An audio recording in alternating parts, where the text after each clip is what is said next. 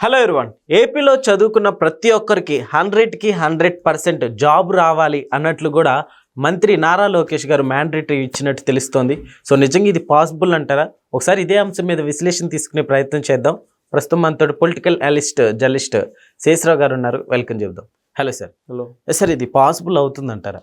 చిత్తశుద్ధి ఉండి చేయాలనేటువంటి ఒక ఆలోచన, దానికి సంబంధించిన ప్రణాళిక ఉంటే ఖచ్చితంగా సాధ్యం అవుతుంది. దాన్ని చేసి చూపిస్తారు లోకేష్ గారు అని చెప్పి విశ్వసించేటువంటి వాళ్ళు ఉన్నారు.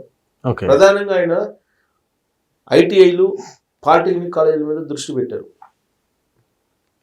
వాటిల్లో ఇప్పటి వరకు చదువుకున్నటువంటి వాళ్ళకి 90 to 90% జాబ్స్ రావాలని చెప్పి పెట్టారు ఆయన టార్గెట్. రాబోయేటువంటి రోజుల్లో 100కు 100% ఐటీఐల నుంచి కానీ పాలిటెక్నిక్ నుంచి కానీ బయటకు వచ్చినటువంటి వాళ్ళకి 100కు 100% జాబ్స్ ఇప్పించాలి అనేటువంటి ఉద్దేశంతో ఆయన ఒక బ్లూ ప్రింట్ తయారు చేసుకున్నారు. దాన్ని ఇంప్లిమెంట్ చేసేటువంటి బాధ్యతను అధికారులకు అప్పచెప్పారు.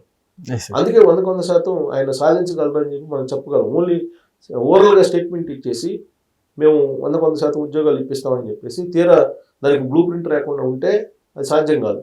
సార్, రీసెంట్గా నైపుణ్యం యాప్ గురించి కూడా ఇప్పుడు భారతదేశం మొత్తం చర్చించడం, సో ఇవన్నీ ఒకసారి చూస్తూ ఉంటుంటే, సో నైపుణ్యం యాప్లో వీళ్ళందరినీ స్కిల్ ఆడిట్ చేసి ఖచ్చితంగా నమోదు చేస్తారు. ఇప్పుడు జాబ్ మేళాలు పెడుతున్నారు.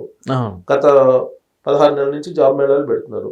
జాబ్ మేళాల్లో అనేక మందికి జాబ్స్ వచ్చాయి, ఐటీఐలు అలాగే పాలిటెక్నిక్ చదివినటువంటి వాళ్ళకి.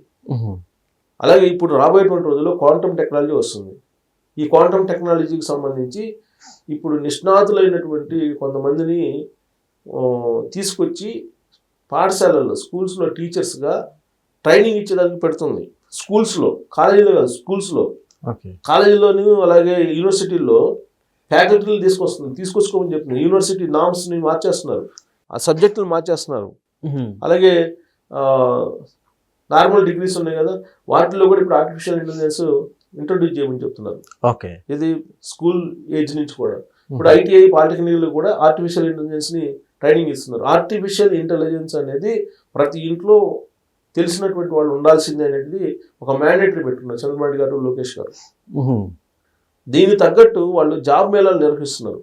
జాబ్ మేళాలు నిర్వహించడం ద్వారా జాబ్స్ ఇప్పించగలుగుతున్నారు కంపెనీల్లో. ఇప్పుడు ఈ 16 నెలల్లో దాదాపు 10 లక్షల కోట్లకు పైగా పెట్టుబడులు వచ్చాయని చెప్పి చెప్తున్నారు. దీనికి గాను 5 లక్షల ఉద్యోగాలు క్రియేట్ అయినాయి అని చెప్పి అంచనా వేస్తున్నారు.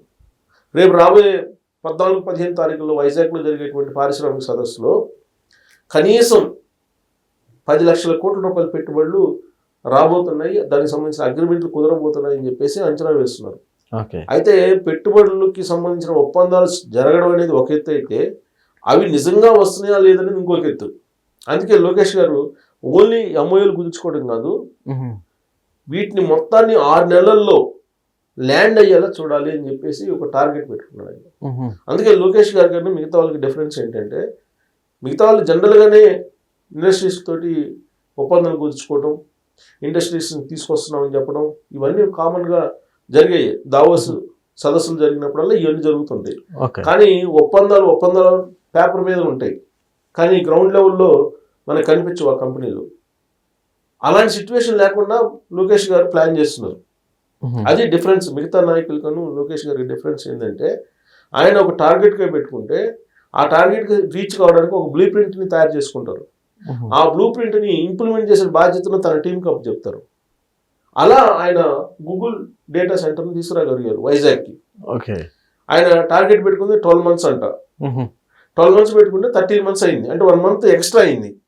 దాని మీద ఇప్పుడు ఆయన టీంకి 1 month ఎందుకు ఎక్స్ట్రా అయింది, రాబోయేటువంటి రోజుల్లో మనం టేకప్ చేసిన ప్రాజెక్టులు మనం అనుకున్న టైంకి జరిగేలాగా, ఇప్పుడు 13 months అయింది కానీ అంటే 1 month అయింది, మనం 12 నెలలే కదా పెట్టుకుంది, 13 నెలలు అయింది, సో 1 నెల ఎక్స్ట్రా అయింది, ఇది కాకూడదు రాబోయే రోజుల్లో అని చెప్పి వాళ్ళ టీంకి ఒక ఆదేశాలు జారీ చేశారట. అంటే అనుకున్నట్టుగా అనుకున్న టైంకి జరిగిపోవాలి అనేది ఆయన బ్లూ ప్రింట్. ఇప్పుడు ఇది కూడా అంతే. అక్కడ చదువుకున్నటువంటి వాళ్ళకి ఆ చదువుకు తగినటువంటి విధంగా, యోగ్యతకి తగిన విధంగా జాబ్స్ రావాల్సింది 100% అనేది. దానికి గాను ఇప్పుడు లేటెస్ట్గా ఆయన ఆలోచన ఏమొచ్చింది, ఆయన ఆలోచన ఏం చేస్తున్నారంటే దీన్ని ఇంప్లిమెంట్ ఎఫెక్టివ్గా చేయడానికి ఇఫ్లుని అక్కడ తీసుకెళ్తున్నారు ఏపీకి. ఇఫ్లు ఇప్పుడు మనకి ఉస్మానియా యూనివర్సిటీలో ఉంది ఇక్కడ హైదరాబాద్లో. సో ఇఫ్లుని ఏపీకి తీసుకెళ్తున్నారు. ఇఫ్లు ఏం చేస్తుంది, ఇంటర్నేషనల్గా ఉండేటువంటి లాంగ్వేజ్ని నేర్పించడంలో అది ఎక్స్పర్ట్. ఇఫ్లు సంస్థ ఓకే ఇంటర్నేషనల్ ఉన్నట్టు లాంగ్వేజ్ నేర్పిస్తుంది. ఇప్పుడు జపనీస్ కానీ, చైనా భాష కానీ, ఫ్రెంచ్ కానీ, ఇలా రకరకాల భాషలు ఉన్నాయి కదా మన ప్రపంచంలో. ఆ భాషల్ని ఒక 5-6 సెలెక్ట్ చేశారు. జర్మనీని, ఫ్రెంచి, ఇవన్నీ రకరకాల భాషలు. వీటిని నేర్పించడం ద్వారా ఇక్కడ ఉండేటువంటి ఐటీఐ అలాగే పాలిటెక్నిక్ చదివినటువంటి వాళ్ళని లేదా ఇంజనీరింగ్ చదివినటువంటి వాళ్ళని ఆ దేశాలకు పంపించాలి అనేది. ఎందుకు అక్కడ రిక్వైర్మెంట్ ఉంది. ఓకే ఇప్పుడు జర్మనీ తీసుకుంటే లేదా యూరోప్ కంట్రీస్ తీసుకుంటే నర్సులకు డిమాండ్ ఉంది. నర్సులు అక్కడికి వెళ్ళాలంటే నీకు చైనా వెళ్ళాలంటే చైనాలో కూడా డిమాండ్ ఉంది. అక్కడికి వెళ్ళాలంటే కనుక నీకు అక్కడ లాంగ్వేజ్ వచ్చి ఉండాలి. అందుకే ఇఫ్లుని అక్కడ తీసుకొస్తున్నారు. ఏపీకి ఇఫ్లుని తీసుకురాబోతున్నారు త్వరలో. ఇప్పటివరకు అక్కడ ఇఫ్లు లేదు. అమరావతిలో ఇఫ్లు రాబోతుంది. ఇంటర్నేషనల్ లాంగ్వేజ్లు అన్నీ ఉంటాయి ఇఫ్లు. సార్ ఒక 5 years 10 years తర్వాత అసలు ఏపీలో నిరుద్యోగులు అంటే ఎట్లా ఉంటుంది సార్? నిరుద్యోగులు అంటూ ఉండరు అసలు. ఖచ్చితంగా ఒక నెక్స్ట్ 2029లో మళ్ళీ కూటమి ప్రభుత్వం వస్తే ఓకే నిరుద్యోగం అనేది ఉండకుండా ప్రైవేట్ ఇండస్ట్రీస్ వచ్చేస్తాయి. ప్రైవేట్ ఇండస్ట్రీస్ ఉద్యోగాలు క్రియేట్ చేస్తాయి. అయితే ఇక్కడ ఉద్యోగాలు క్రియేట్ చేసినంత మాత్రాన అక్కడ నిరుద్యోగం పోదు. నిరుద్యోగం పోవాలంటే ఏం చేయాలి, అక్కడ ఉండేటువంటి యూత్ని ఈ ఇండస్ట్రీస్కి తగిన విధంగా స్కిల్ నేర్పించాలి. అంతే తప్ప ఇండస్ట్రీస్ పాటికి ఇండస్ట్రీస్ వచ్చేసి యూత్ పాటికి యూత్ మోస పద్ధతిలో చదువుకుంటుంటే ఉద్యోగాలు రావు. ఇప్పుడు హైదరాబాద్లో చూస్తే అదే పరిస్థితి. కేసీఆర్ గారు ఏం చెప్పారు, ఉద్యోగ సమయంలో 75% ఉద్యోగాలు మనకే వచ్చేలాగా నేను మ్యాండేటరీ పెడతాను.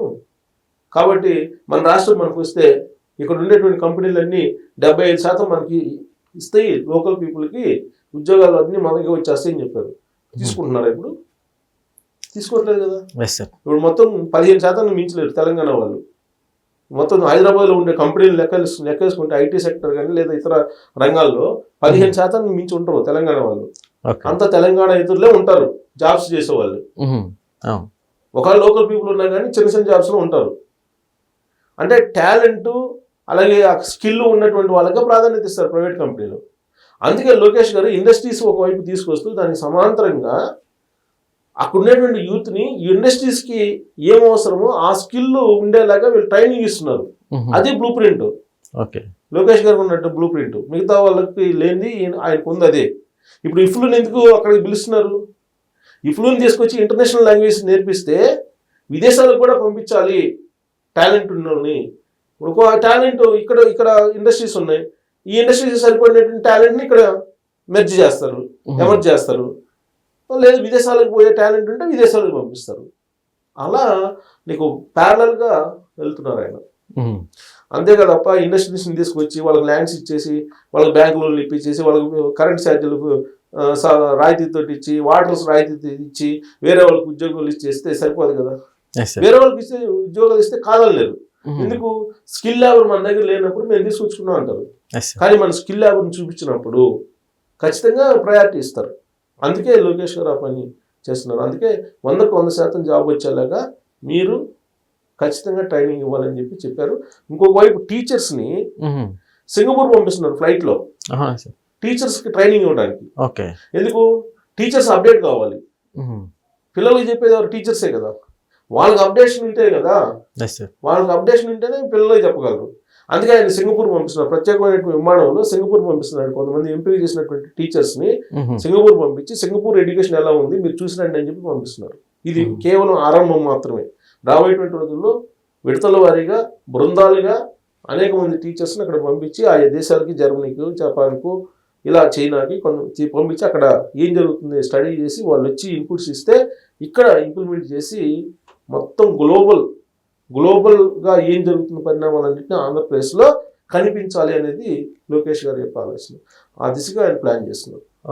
Okay sir, thank you.